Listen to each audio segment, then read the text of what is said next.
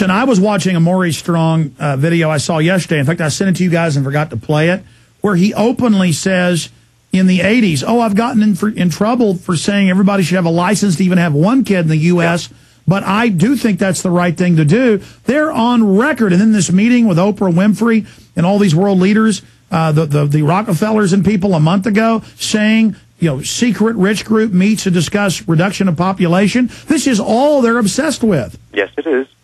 And unfortunately, as we know, with this odd situation that people cannot figure out, where governments bow to these characters, these private NGOs and foundations, and do what they're told, that tells you there is a parallel government that exists above the ones that we think we elect.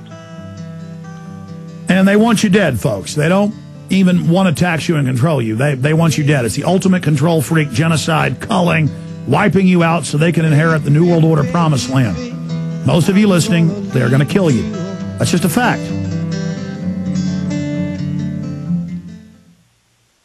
How would you...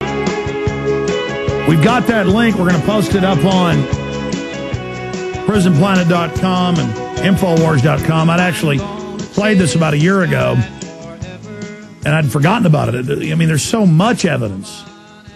It's daily where Maurice Strong's saying, you know, all these horrible things about the New World Order and international bankers calling us cannon fodder, the population. Alan, tell folks some of the things that are in this video. You've also got it linked up on thematrix.com. Tell folks about some of the things they say on this video. George Hunt has a business to do with environmental friendly products and so on. So he goes to these meetings for the environment where Maurice Strong goes and Rothschilds go. And you'll hear Maurice Strong on two occasions, two clips within that video, introduce Lord Rothschild. And Lord Rothschild comes on and basically advocates for another United Nations fund to be set up, another special bank to deal with the environment, one of many that's already there. And Rothschild, of course, you find in the clip, this bank they want to set up, funded by our tax money as penalties against the environment, will go through Rothschild's private bank, their family bank in Switzerland. So he'll be in charge of it. This multi-trillionaire doesn't need money, but here he is handling everyone else's money in the forms of penalization against the environment. It's just astonishing. And tell folks some of the other things that Maurice Strong says in here. Well, Maurice Strong, of course, as we know, was picked up by Rockefeller himself, groomed from a young boy, and he's been in God knows how many top United Nations positions. Currently, he's set up by the United Nations to even further the integration of East and West in China. He lives in China at the moment, but still working for the UN. He's been in charge. He is the one who set up the Biodiversity Treaty on behalf of Rockefeller.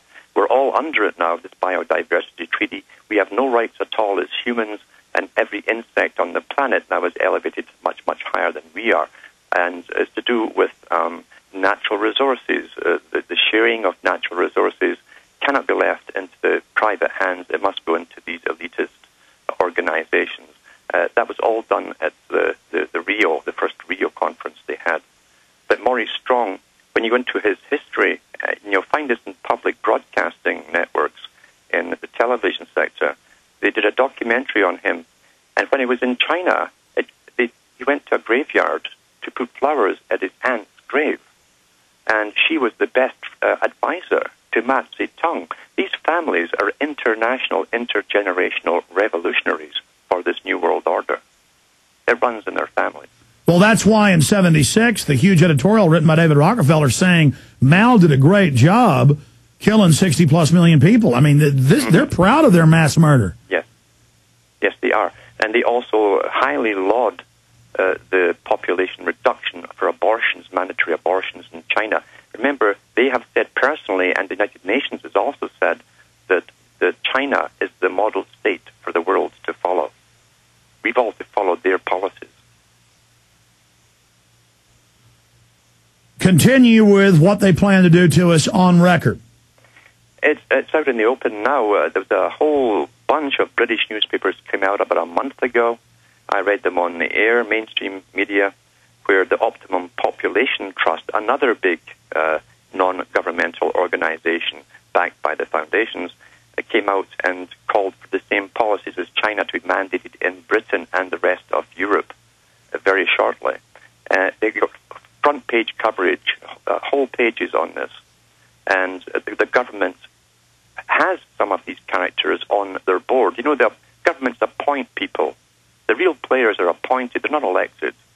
And they appoint the tops of these groups on their panels for discussion. And then they implement policies and laws that affect us.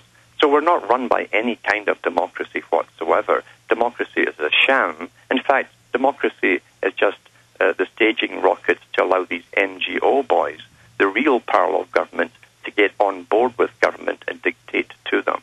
And let's be clear, these videos of George Hunt that we've been posting for years, a lot of times he's the one even leading the meetings with Maurice Strong there. And he was there, and they started talking about getting rid of all of us, and this freaked him out, so he brought him out. But just bone-chilling to then see the New York Times and Washington Post every week with articles about, oh, look, the fifth grader comes home and writes up dossiers on mom, and the school has the kids in England and the U.S.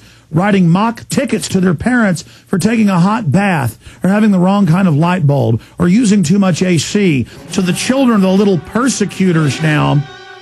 And the parents are in the news going, oh, I'm so proud of them tattling on me, just like in 1984, where Winston's upstairs neighbor is so proud of his kid that's tattling on him. And then even when he gets picked up and put in the prison, he goes, I'm so proud that my son turned me in.